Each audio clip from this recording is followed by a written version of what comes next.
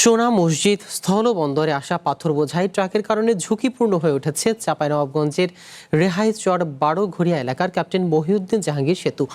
প্রতিদিন পারাপার হয় হাজারো যানবাহন। ট্রাকগুলো ওজন নিয়ন্ত্রণে নেই কোনো পরিমাপক যন্ত্র। অতিরিক্ত পণ্য নিয়ে প্রতিদিন পারাপার হচ্ছে 500 থেকে 600 ট্রাক। ক্ষতিগ্রস্ত হচ্ছে সড়ক, বাড়ছে দুর্ঘটনা। AKS অর্জন করলো গিনেস ওয়ার্ল্ড রেকর্ডস। AKS 1993 সালে মহানন্দা নদীর ওপর বীরশ্রেষ্ঠ ক্যাপ্টেন মহিউদ্দিন জাহাঙ্গীর সেতু নির্মাণ করে চীনের একটি ঠিকাদারি প্রতিষ্ঠান। সেতুটির ধারণ ক্ষমতা 30 টন নির্ধারণ করে সড়ক বিভাগ।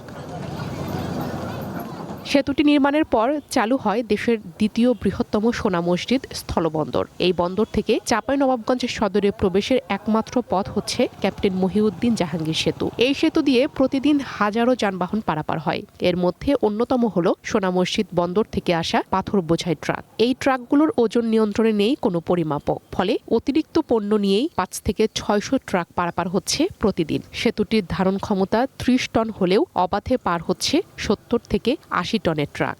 ব্রিজে যখন 20 টাকা 22 টাকার গাড়ি গেলা যখন যায়, তখন ব্রিজ এমনভাবে ঝুঁকছে মনে হচ্ছে ভেঙে পড়ে যাবে। 50-60 টন 70 টন মাল লিয়া যানজট খুব চলাচল করছে ব্রিজের পরে। 20 চাকা 18 চাকা 22 চাকা লরি টাইপের যে গাড়িগুলো চলাচল করছে, এতে মহাসড়ক এবং সেতু ক্ষতি হচ্ছে। এই যে ব্রিজে ক্ষতি হচ্ছে, এটা অনেকগুলো ক্ষতি হচ্ছে। আমাদের ব্রিজের স্থায়িত্ব কমে যাচ্ছে, আমাদের রাস্তাগুলো নষ্ট হচ্ছে। জেলা ট্রাক, ট্যাঙ্ক, লরি ও কাভার্ড ভ্যান শ্রমিক ইউনিয়নের এই নেতা জানান, সেতু দিয়ে 12 থেকে 18 চাকা ছাড়াও মাঝে মধ্যে পাথর ভর্তি 26 চাকার ভারী ট্রাক চলাচল করে। ফলে সেতুটি ঝুঁকিপূর্ণ হয়ে পড়েছে। ফলে বাধ্য হয়ে লিখিত অভিযোগ জানিয়েছেন তিনি। রোড বসে যাচ্ছে এবং এই বসে যাওয়ার কারণে অনেক অ্যাক্সিডেন্ট ঘটছে। যে কোনো ওভারলোড টানার জন্য আমাদের শ্রমিকদের, চালকদের অ্যাক্সিডেন্ট ঘটছে। এই অ্যাক্সিডেন্টকে কমাতে গেলে এই ওভারলোড প্রতিরোধ আবশ্যক। সেতুর উপর দিয়ে ওভারলোড ও রুট পারমিটবিহীন যানবাহন চলাচলের কথা স্বীকার করেছে বিআরটিএ। দ্রুতই মোবাইল কোর্ট পরিচালনার আশ্বাস এই কর্মকর্তার। আমাদের কাছে তো ওই স্কেল নাই বা ওয়েট স্কেল নাই, যেটা আমাদের পক্ষে নিরূপণ করা সম্ভব নয়। তবে যানবাহনের আকৃতি এবং পাথর বোঝাইয়ের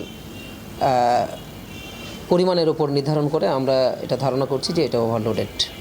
মোবাইল কোর্ট পরিচালনা সহ ওভারলোড বন্ধে আমরা ব্যবস্থা গ্রহণের জন্য সিদ্ধান্ত নিয়েছি। ওজন নিয়ন্ত্রণে খুব শিগগিরই পরিমাপক যন্ত্র চালু করা হবে বলে জানিয়েছে সড়ক ও জনপথ বিভাগ।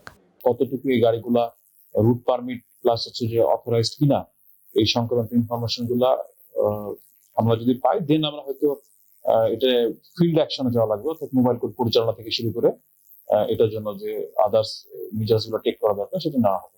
মহাসড়ক ও সেতুটি বাঁচাতে দ্রুত পদক্ষেপ নেবে সংশ্লিষ্ট বিভাগ, এমনটাই দাবি চাঁপাইনবাবগঞ্জবাসীর।